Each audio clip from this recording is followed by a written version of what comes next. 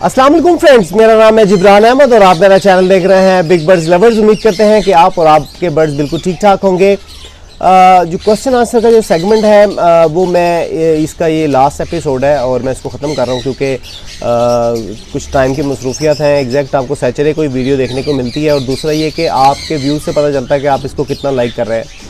और दूसरा ये कि बहुत सारे सवाल थे, ऐसे सवाल जिसमें मैं ऑलरेडी बहुत सारी वीडियोस बना चुका हूँ और बड़ी डिटेल में बना चुका हूँ। दोस्त वही सवाल करते हैं और सम टाइम जो है वो उसी वीडियो के नीचे आप लोग वो वीडियो नहीं देख रहे और उसी के नीचे उसी से रिलेटेड जिसका मैं आंसर कर चुका हूँ उसी का सवाल आप करते हैं। जैसा कि एक छोटी सी मिसाल आपको देता चलूँ, हमारे जो दोस्त हैं उन्होंने अपना नाम भी नहीं लिखा और ये भी नहीं लिखा कि वो कहाँ से रहते हैं। जैसा कि आप स्क्रीन पर उनका क्वेश्चन देख रहे हैं कि उन्होंने पूछा है कि लेडी फिंच कॉलोनी में रख सकते हैं और क्या लेडी फिंच के अंडों को आम फिंच के नीचे रख सकते हैं, क्या आम फिंच लेडी फिंच के बच्चों को पाल सकेगी। और दूसरा फैसल खान साहब ने भी जो है वो सेम क्वेश्चन यही उन्होंने किया है और इसको कहा है कि एक्सप्लेन करें। जैसा कि आप अगर मेरी 2-3 वीडियोस पीछे जाएं तो मैं ऑलरेडी इस पर एक वीडियो बना चुका हूँ गोल्डियन पे। वीडियो के एंड पे मैं इसका लिंक दूंगा और उसमें जो है वो मैंने दिखाया है कि सादी फिंच के नीचे मैंने गोल्डियन के बच्चे पलवाए हैं। तो इस तरह के सवाल जो आप वीडियोस देखा करें उसी में जो है वो आपके हर सवाल का जवाब होता है। तो दूसरी बात ये करना चाहूँगा कि जो है वो लास्ट सैटरडे को या उससे लास्ट सैटरडे को जो है वो दोस्तों ने पूछा था कि गर्मी बहुत ज़्यादा हो गई है, प्लास्टिक उतार देना चाहिए कि नहीं उतारना चाहिए। तो मैंने उनको कहा था कि आप वेट करें, अभी प्लास्टिक उतारने की गलती मत कीजिएगा। काफ़ी जो है वो तेज़ हवाएं चली जो है आज भी और कल भी, और जो है वो बारिश भी बहुत ज़्यादा हुई और मौसम दोबारा ठंडा हो गया। तो जिन दोस्तों ने प्लास्टिक उतारा हुआ था उनको डेफिनेटली ये बहुत प्रॉब्लम फेस करनी पड़ी होगी जिनके शेड छतों पे हैं। और मैंने तो अल्लाह का शुक्र है नहीं उतारा था प्लास्टिक, लेकिन जो मैंने ग्रीन नेट लगाई थी जैसा कि वीडियो के शुरू में आपको दिखाया मैंने, जो ग्रीन नेट था वो सारा टूट गया, उसकी तारें टूट गई और काफ़ी मुझे प्रॉब्लम फेस करनी पड़ी। लेकिन अल्लाह का शुक्र है बर्ड्स मेरे ठीक ठाक हैं। और आज जो है वो मैं अपने फ्रेंड के घर गया, वीडियो लेट बनाने का मकसद भी यही है कि फ्रेंड के घर जाके दोबारा से प्लास्टिक लगा के आया, हालांकि मैंने उसको मना किया था। तो वीडियो शुरू करने से पहले जिन दोस्तों ने मेरे चैनल को सब्सक्राइब नहीं किया वो मेरे चैनल को सब्सक्राइब कर लें और साथ ही एक बेल का बटन है वो दबाने से आपको मेरी वीडियोस के नोटिफिकेशन मिलते रहेंगे। और अगर आपको मेरी वीडियोस अच्छी लग रही हैं तो वीडियो को अप्रिशिएट करने के लिए लाइक का बटन ज़रूर दबाइए ताकि मैं आपके लिए और म्यारी वीडियोस बना सकूँ।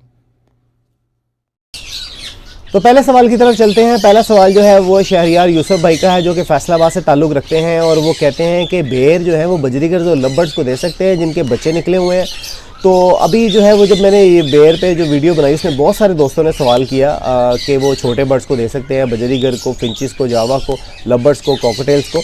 तो देखें एक नेचुरल चीज़ जो नेचुरल फ्रूट है वो आप किसी भी बर्ड को दे सकते हैं, उसमें कोई प्रॉब्लम नहीं है। बस मसला ये है कि जो बड़े बर्ड्स होते हैं उनको हम वैसे ही डाल देते हैं और वो उसको खा लेते हैं।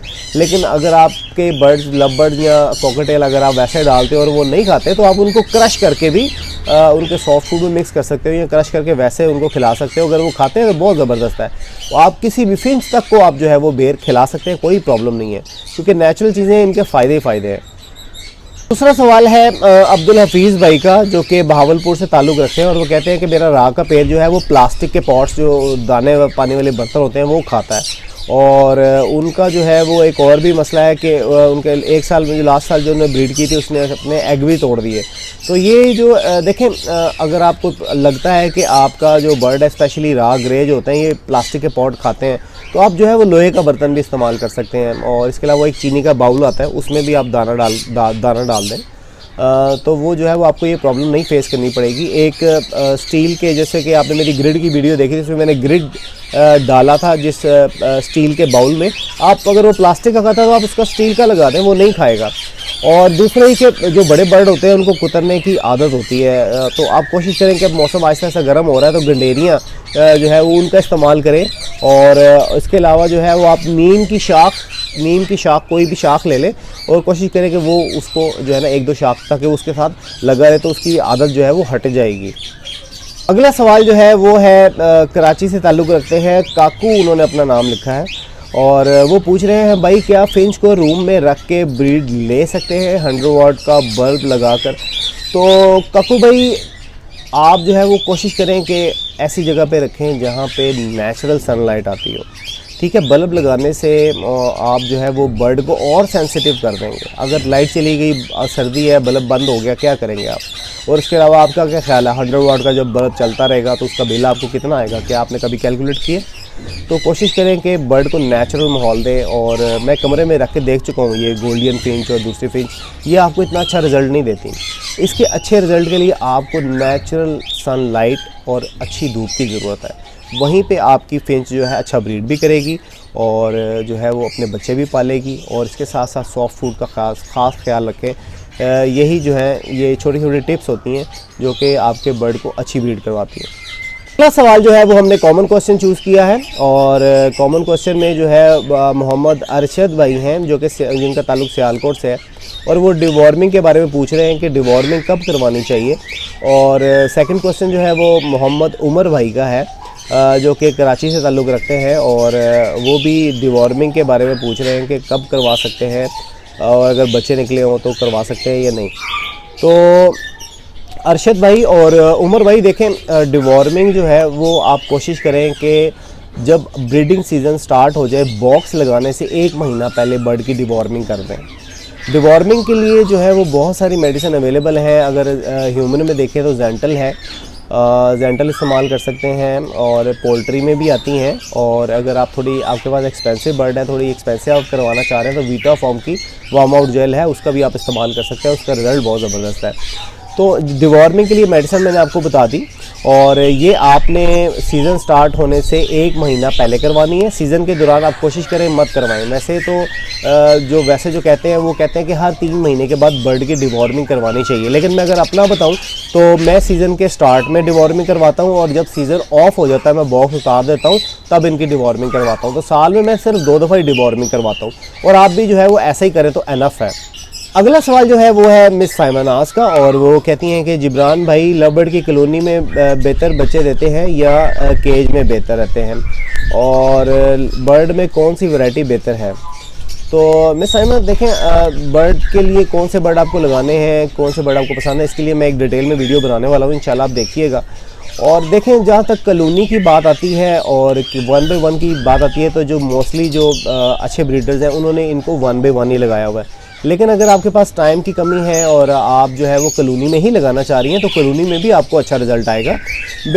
लेकिन ये है कि कॉलोनी के कुछ असूल हैं वो आपको ज़हन में रखने हैं। एक तो ये है कि कॉलोनी अगर आप लगाना चाह रही हैं तो कॉलोनी का साइज़ बड़ा हो और उसमें जोड़े कम हो। ऐसा नहीं है कि एक छोटी कॉलोनी में बहुत ज़्यादा परिंदे छोड़ दिए तो उसमें आपको रिज़ल्ट अच्छा नहीं मिलेगा। दूसरा ये कि आपको कॉलोनी में बॉन्डेड पेयर ही छोड़ने हैं। ऐसा नहीं कि उसमें जो है वो आपने 10 मेल छोड़ दिए और 15 फीमेल छोड़ दी या फीमेल एक्स्ट्रा है या मेल एक्स्ट्रा है, तो ऐसा नहीं करना।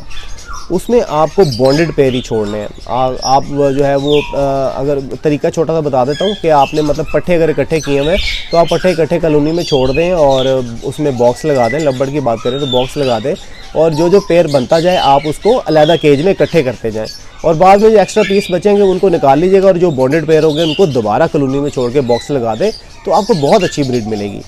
अगला सवाल जो है वो है तला खान साहब का और जो कि कराची से ताल्लुक़ रखते हैं और वो पूछ रहे हैं कि रिंगनेक की फ़ीमेल जो है वो मोल्ड पे आ गई है तो क्या उसका बॉक्स उतार देना चाहिए, क्या उससे ब्रीड लेनी चाहिए? बड़ा अच्छा सवाल है और मेरे ख्याल से बहुत सारे दोस्तों को इसका नहीं पता होगा कि जो भी बर्ड मोल्ड पे आ जाए डेफिनेटली आपको उसका बॉक्स उतार देना चाहिए, क्योंकि जब बर्ड मोल्ड पे आता है तो वो काफ़ी स्ट्रेस में होता है और डेफिनेटली वो ब्रीड नहीं करता। तो उसका जो है वो आपको बॉक्स उतार देना है, उसकी केयर करनी है, उसको शावर करना है और जो है अभी क्योंकि सीज़न ऑलरेडी ऑफ होने वाला है, अगर जिन दोस्तों के बर्ड मोल्ड पे आ रहे हैं उनके बॉक्स उतार दें और उनको अगले सीज़न के लिए तैयार करें। तो आपको जो है वो बॉक्स उतार देना है और बर्ड की केयर करनी है। अगला सवाल है मोहसिन अली भाई का जो कि लाहौर से ताल्लुक़ रखते हैं और वो कह रहे हैं कि मेरे पास कॉकटेल का पेयर है जो कि अपने बच्चों की प्लकिंग बहुत करता है और डेफिनेटली जब प्लकिंग होती है तो उसकी बॉडी से खून निकलता है।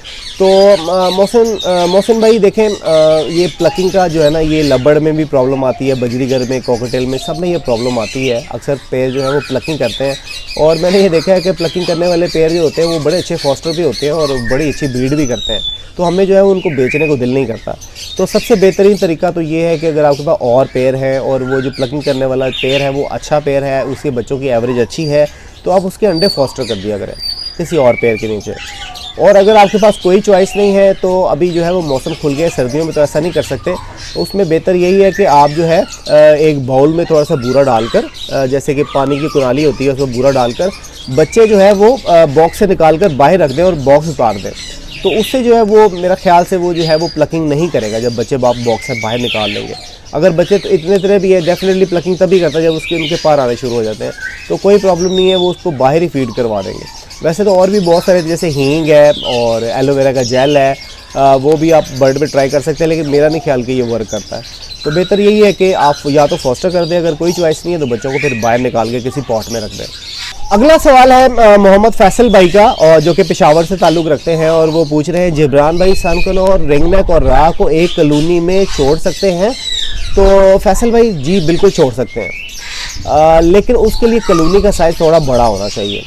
जैसा कि मैं भी जो है अभी एक बड़ी कॉलोनी बना रहा हूँ, इंशाल्लाह आप आने वाली वीडियोस में देखेंगे, उसमें भी मैं जो है वो कॉकटेल्स, सनकन और रिंगनेक और मैं भी राह को भी मैं उसमें छोड़ूँ इकट्ठा, और उसमें जो है आप इकट्ठा छोड़ सकते हैं, लेकिन आप उसमें ब्रीड नहीं ले सकते, क्योंकि जब बर्ड ब्रीड पे आता है तो डेफिनेटली वो थोड़ा एग्रेसिव हो जाता है और दूसरे बर्ड का नुकसान कर सकता है। तो अगर आपने ब्रीडिंग के लिए कोई भी कॉलोनी लगानी है, तो उसमें कोई भी बर्ड की कॉलोनी लगानी है तो आपको एक ही मोटेशन की चीज़ एक कॉलोनी में रखनी है। और वैसे अगर ऑफ सीज़न में अगर आप छोड़ना चाह रहे हैं, उसके लिए आपको थोड़ा साइज़ बड़ा चाहिए कॉलोनी का, कि खुदा न खास्ता अगर कोई एक बर्ड दूसरे बर्ड पर अटैक करता है तो दूसरा जो है वो अपना बचाव कर सके, उसको थोड़ी स्पेस मिल सके कि वो अपने आप को बचा ले।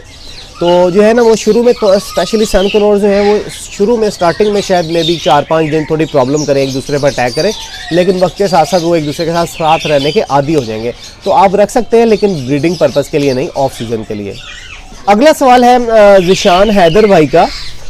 ज़िशान हैदर भाई कहते हैं कि मैं जब भी बर्ड्स को सॉफ्ट फूड देता हूँ उनके पेट ख़राब हो जाता है, और इनको पानी में मिनरल वाटर यूज़ करवा रहा हूँ, फिर भी मोशन वगैरह सही नहीं होते। तो ज़िशान भाई देखें, सॉफ्ट फूड जो है ना वो डिपेंड करता है कि आप सॉफ्ट फूड दे क्या रहे हैं।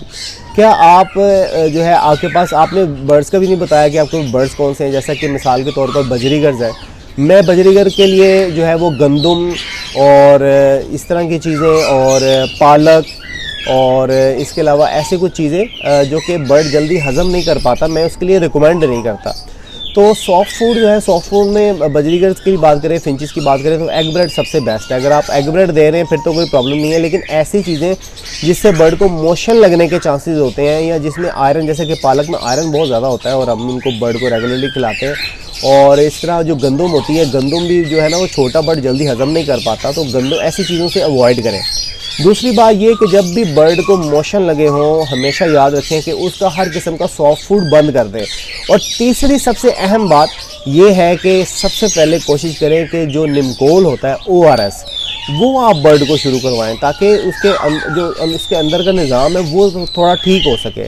तो 3 दिन आपने जो है वो उसको निमकोल देना है, आपने किसी किस्म का सॉफ्ट फूड नहीं देना, और दाना जो है वो बिल्कुल आपने जैसे फिंच का दाना होता है ना, इसमें देसी कंगनी, बरीक कंगनी, उसकी मिकदार ज़्यादा कर देनी है। और सनफ्लावर सीड अगर डाल रहे हैं या बंके सीड्स डाल रहे हैं तो वो आपने निकाल देना है। तो छोटी सी केयर की वजह से आपके बर्ड ठीक हो सकते हैं। तो निमकोल का इस्तेमाल करें, बारीक दाना दें, और सॉफ्ट फूड किसी किस्म का सब सॉफ्ट फूड बंद कर दें, तो इंशाल्लाह आपके बर्ड्स बहुत जल्दी रिकवर हो जाएंगे।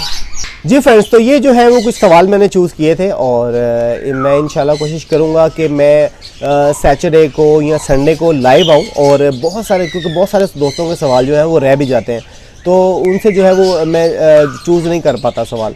तो ये है कि मैं कोशिश करूँगा कि सैटरडे या संडे को हम एक टाइम डिसाइड कर लें, और उसमें जो है वो मैं लाइव आया करूँ, और लाइव में जो है आपके जितने भी सवाल होंगे मैं उसके आंसर, शॉर्ट आंसर जो है वो आप दोस्तों को करता चाहूँगा। तो बड़ा मज़ा आएगा। देखें अभी कब प्लान बनाता हूँ मैं, इंशाल्लाह आपको बहुत जल्द बता दूँगा। ये किसी दिन जो है वो शाम के टाइम या रात के टाइम मैं लाइव आऊँगा, सैटरडे नाइट को या संडे नाइट को, और जो है वो हम ये सिलसिला जो है वो हम जारी रखेंगे। तो इसके साथ ही मुझे इजाज़त दीजिए। अगर वीडियो अच्छी लगी है तो वीडियो को लाइक करें, अपने दोस्तों के साथ ज़्यादा से ज़्यादा शेयर करें, और जिन दोस्तों ने मेरे चैनल को सब्सक्राइब नहीं किया मेरे चैनल को सब्सक्राइब कर लें, और साथ ही बेल का बटन है वो दबाने से आपको मेरी वीडियोज़ के नोटिफिकेशन मिलते रहेंगे। तो मिलते हैं नए वीडियो में नए टॉपिक के साथ। इजाज़त दीजिए। अल्लाह हाफिज़।